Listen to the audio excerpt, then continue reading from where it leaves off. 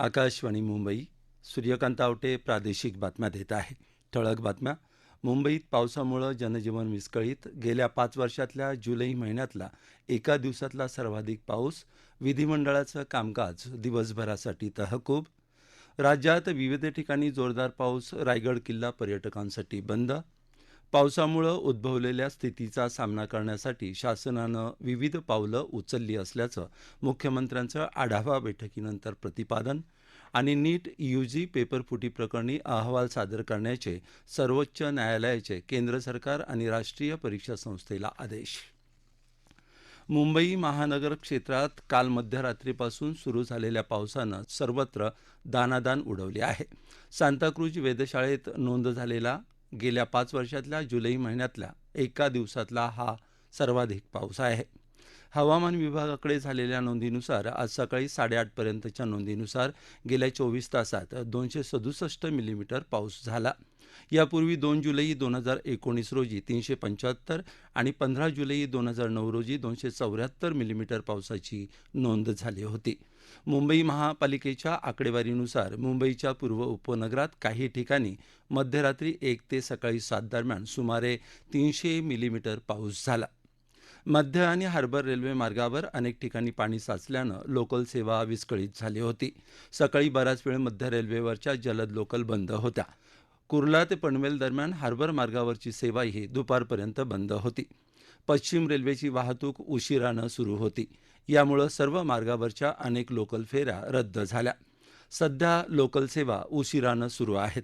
मुंबईतल्या रस्त्यांवर ठिकठिकाणी पाणी साचल्यानं बेस्टनं 17 ठिकाणांहून जाणाऱ्या बसच्या मार्गांमध्ये बदल केले आहेत. नागरिकांच्या सोयीसाठी एसटी महामंडळानं पनवेल दादर पनवेल वाशी मार्गावर बसची व्यवस्था केली होती. याशिवाय काही लांब पल्ल्याच्या गाड्या छत्रपती शिवाजी महाराज टर्मिनसवरून सोडल्या.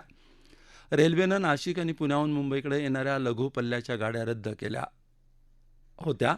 त्यामुळे अप डाऊन करणाऱ्यांची गैरसोय झाली. लांब पल्ल्याच्या अनेक गाड्या मुंबईत उशिरा पोहोचल्या. त्यामुळे 15 गाड्या उशिरा सुटणार असल्याची घोषणा मध्य रेल्वेनं केली आहे. मध्यरात्रीपासूनच जोरदार पाऊस असल्यानं पालिकेनं मुंबईतल्या शाळांना सुट्टी जाहीर केली होती. राज्य सरकारनं कार्यालयं लवकर सोडण्याचे आदेश दुपारी जारी केले. विधिमंडळ अधिवेशनासाठी मुसळधार पावसामुळे आमदार वेळेत पोचू न शकल्यानं विधानसभेचं कामकाज आज आधी दुपारी 1 वाजेपर्यंत तर विधान परिषदेचं कामकाज 12 वाजेपर्यंत तहकूब करावं लागलं. त्यानंतर थोडं कामकाज झालं. मात्र दुपारनंतर भरतीमुळे पुन्हा पाणी साचण्याची शक्यता लक्षात घेऊन मंत्रालयातल्या कर्मचाऱ्यांना लवकर सोडण्याच्या दृष्टीनं दोन्ही सभागृहांचं कामकाज दिवसभरासाठी तहकूब करण्यात आलं. पावसामुळे राज्यातलं विशेषतः मुंबईचं जनजीवन विस्कळीत होण्याला सरकार जबाबदार असल्याची टीका विधानसभेतले विरोधी पक्षनेते विजय वडेट्टीवार यांनी केली. तर मुंबईतल्या यंदाच्या नालेसफाई प्रकरणी श्वेतपत्रिका काढावी अशी मागणी आशिष शेलार यांनी केली.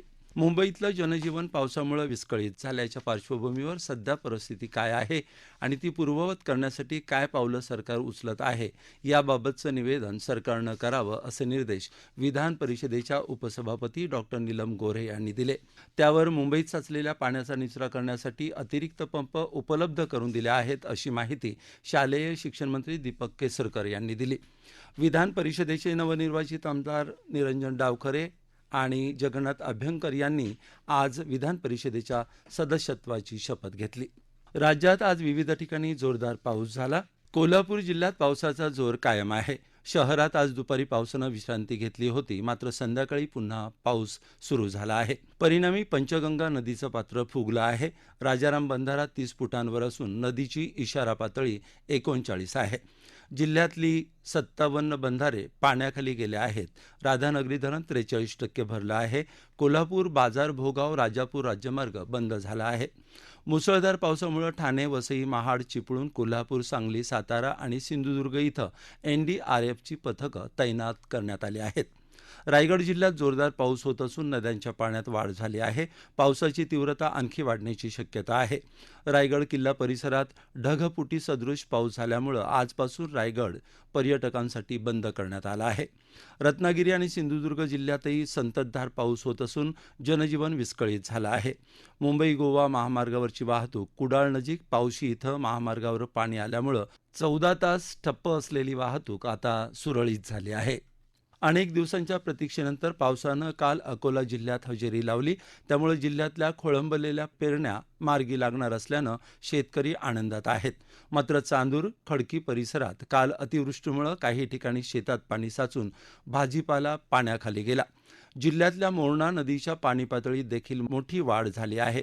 दरम्यान खासदार नारायण राणे यांनी आज पूरग्रस्त गावांना भेट दिली आणि पूरग्रस्तांना सर्वतोपरी मदत करण्याच्या सूचना प्रशासनाला दिल्या. नाशिक मुंबई महामार्गावर पावसामुळे वाहतूक ठिकठिकाणी खोळंबली असून रेल्वे मार्गावरच्या लांब पल्ल्याच्या 2 गाड्या रद्द झाल्या आहेत. हवामान खात्यानं मुंबई उपनगर, पालघर, ठाणे, रायगड आणि रत्नागिरी जिल्ह्यांना येलो अलर्ट जारी केला आहे. मुंबई विद्यापीठाच्या दूरस्थ आणि मुक्त अभ्यासक्रमाच्या आज होणाऱ्या सर्व परीक्षा रद्द करण्यात आल्या असून या परीक्षा आता 13 जुलैला होणार आहेत. या प्रादेशिक बातम्या आकाशवाणीच्या मुंबई केंद्रावरून देत आहोत. मुंबईसह राज्यात अनेक ठिकाणी मुसळधार पावसामुळे उद्भवलेल्या स्थितीचा सामना करण्यासाठी शासनानं विविध पावलं उचलली आहेत, असं मुख्यमंत्री एकनाथ शिंदे यांनी आज मुंबईत सांगितलं. मुंबईत निर्माण झालेल्या पूर परिस्थितीचा आढावा घेण्यासाठी झालेल्या बैठकीनंतर ते पत्रकार परिषदेत बोलत होते. मुंबईत रेल्वे, महानगरपालिका आणि इतर यंत्रणा समन्वयाने परिस्थितीतून मार्ग काढत आहेत, असं शिंदे यांनी सांगितलं. रत्नागिरी आणि सिंधुदुर्ग जिल्ह्यात अनेक ठिकाणी पावसामुळे पूर सदृश स्थिती उद्भवली असून तिथं राष्ट्रीय आपत्ती प्रतिसाद दलाची पथकं मदतीसाठी तैनात आहेत, असंही त्यांनी सांगितलं. किनारपट्टीच्या सर्व जिल्ह्यांमध्ये उद्यापर्यंत मुसळधार पावसाची शक्यता वेधशाळेनं व्यक्त केली असून त्यादृष्टीनं आवश्यकता असेल तरच घरातून बाहेर पडावं आणि यंत्रणांना सहकार्य करावं, असं आवाहन मुख्यमंत्र्यांनी केलं आहे. पेपरफुटीची व्याप्ती खूप मोठ्या प्रमाणावर असेल तरच फेरपरीक्षेचा विचार केला जाईल, असं निरीक्षण सर्वोच्च न्यायालयानं आज नोंदवलं. नीट यूजी पेपरफुटीच्या प्रकरणासंदर्भातला अहवाल न्यायालयात सादर करण्याचे आदेश सर्वोच्च न्यायालयानं केंद्र सरकार आणि राष्ट्रीय परीक्षा संस्थेला दिले आहेत. या प्रकरणाच्या तपासाच्या प्रगतीचा अहवाल सादर करण्याचा आदेश सर्वोच्च न्यायालयानं सीबीआयला दिला आहे. हे दोन्ही अहवाल बुधवारी संध्याकाळपर्यंत सादर करण्याचे आदेश देण्यात आले आहेत. नीटची फेरपरीक्षा घ्यावी अशी मागणी करणाऱ्या याचिकेसह एकूण 38 याचिकांवर सरन्यायाधीश न्यायमूर्ती धनंजय चंद्रचूड, न्यायमूर्ती जे बी पारडीवाला आणि न्यायमूर्ती मनोज मिश्रा यांच्या पीठासमोर सुनावणी झाली. फेरपरीक्षा घेणं हा शेवटचा पर्याय असला पाहिजे, असंही न्यायालयानं म्हटलं आहे. या प्रकरणावरची पुढील सुनावणी येत्या गुरुवारी होणार आहे. मुंबईत मद्यपान करून वाहन चालवण्याची प्रकरणं थांबवण्यासाठी रस्ते, चौक, वर्दळीची ठिकाणं आणि नाक्यानाक्यांवर वाहन चालकांची तपासणी करून कडक कारवाई करण्याच्या सूचना मुख्यमंत्री एकनाथ शिंदे यांनी पोलीस आयुक्तांना दिल्या आहेत. तसंच नियमांचं उल्लंघन करणारे पब्स आणि बारवरही कारवाया कराव्यात, अशी सूचना मुंबई महापालिकेसह पोलीस प्रशासनाला देण्यात आली आहे. विशेषतः रात्रीच्या वेळी आणि सुट्टीच्या दिवशी तपासण्यांचं प्रमाण वाढवावं, मद्यपान करून वाहनं चालवणाऱ्या चालकांकडून दंड वसूल करण्यात यावा आणि वारंवार नियम मोडणाऱ्यांच्या चालक परवाना रद्द करण्यात यावा, असंही शिंदे यांनी म्हटलं आहे.